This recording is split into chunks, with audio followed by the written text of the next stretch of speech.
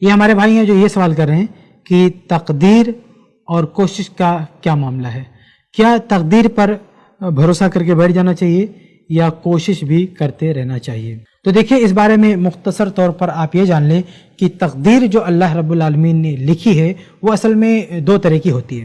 اس میں کچھ چیزیں تو ایسی ہوتی ہیں جو بندے کے اختیار میں نہیں ہوتی ہیں، بلکہ اللہ رب العالمین کا اس پہ پورا اختیار ہوتا ہے۔ مثال کے طور پر یہ کہ ایک آدمی خوبصورت ہوگا یا بدصورت ہوگا، یہ اللہ رب العالمین کے اختیار میں ہوتا ہے۔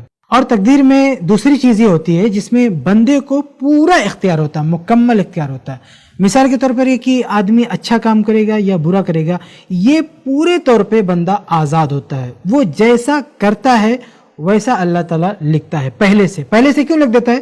کیونکہ اللہ تعالیٰ کو کل کی خبر معلوم ہے، اللہ فیوچر کے بارے میں جانتا ہے کہ کل کیا ہونے والا ہے، تو اللہ یہ بھی جانتا ہے کہ یہ شخص کل کیا کرنے والا ہے، تو اس کو اللہ تعالیٰ لکھ دیتا ہے۔ تو تقدیر کا مطلب یہ نہیں سمجھنا چاہیے کہ اس میں جو کچھ لکھا گیا ہے وہ اس لیے لکھا گیا ہے تاکہ اللہ تعالیٰ ہم سے وہی کروائے، ایسا بالکل نہیں ہے، بلکہ تقدیر میں جو لکھا گیا وہ اس لیے لکھا گیا ہے کیونکہ ہم اپنی مرضی سے ویسا کرنے والے تھے اور اللہ کو پہلے سے معلوم تھا کہ یہ بندہ ایسا کرے گا، اس لیے اللہ تعالیٰ نے اس کو لکھ دیا ہے۔ دوسرے الفاظ میں آپ یہ کہہ سکتے ہیں کہ تقدیر کا ایک حصہ ایسا ہوتا ہے جسے بندہ خود لکھوا رہا ہوتا ہے، یعنی بندے کا خود کا فیصلہ ہوتا ہے اور اسی اعتبار سے اللہ تعالیٰ اس کو لکھتا ہے۔ اس لیے ایک شخص کو تقدیر کے سہارے چپ چاپ نہیں بیٹھنا چاہیے، بلکہ اسے اپنی محنت، اپنی کوشش جاری رکھنا چاہیے، کیونکہ اس کی کوشش ہی سے اس کو صلہ مل سکتا ہے۔ اللہ تعالیٰ نے خود کہا قرآن میں کہ وَلَيْسَ لِلْإِنسَانِ إِلَّا مَا سَعَىٰ،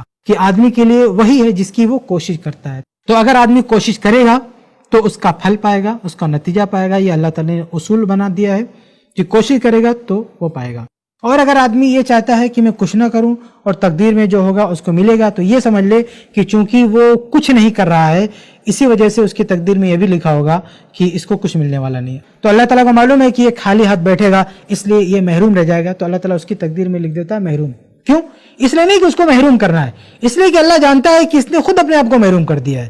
اس لیے ہم کو تقدیر پر بھروسہ کرتے ہوئے چپ چاپ نہیں بیٹھنا چاہیے، بلکہ اپنی محنت، اپنا جو فرض ہے، اپنی کوشش ہے، وہ سب کرتے رہنا چاہیے۔ اور یہ بات اچھی طرح ذہن میں بٹھا لینا چاہیے کہ تقدیر کا ایک بہت بڑا حصہ جو لکھا گیا ہے وہ ہمارے کرتوت کی وجہ سے لکھا گیا ہے، وہ ہمارے فیصلوں کی وجہ سے لکھا گیا ہے۔ اس لیے ہم جیسا فیصلہ کریں گے، جیسی کوشش کریں گے، ویسا ہی تقدیر میں لکھا ہوا پائیں گے۔ اس لیے آدمی کو کوشش اور محنت کرتے رہنا چاہیے۔ امید ہے کہ آپ کو جواب مل گیا۔